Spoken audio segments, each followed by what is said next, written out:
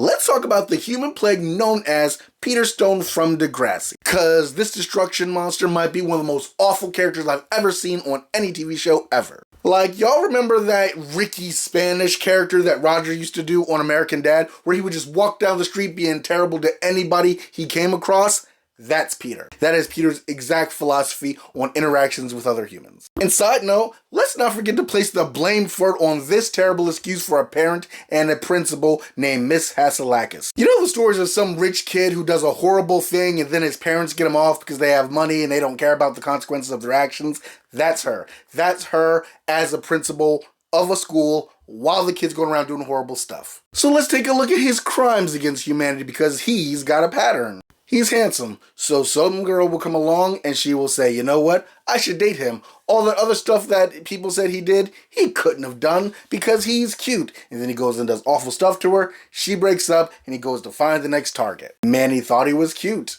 And then he took grown-up pictures of her, and then blackmailed her with those grown-up pictures, and then distributed those pictures when she failed to pay the blackmail. They're over. So he moves on to his next target, which is her best friend, who is awful enough of a person to date somebody who just did that to your best friend. And she just couldn't believe it when she found out that he literally planted drugs in Sean's locker to get him expelled. And then he got in a street race with Sean where they hit a guy, and then he got out of jail. Sean got stuck in jail. After he got out of that relationship with Emma, he went straight to Darcy. And Darcy said, you know what? I heard about all the other stuff he did, but you know what? I'm a forgiving girl, so he won't do awful stuff to me. I mean, I know he has me doing awful stuff and lying to my parents, but it'll be alright. It turns out it wasn't alright. And now I can't place the full blame of her assault solely on Peter, but what I will say is he knew she was at the party.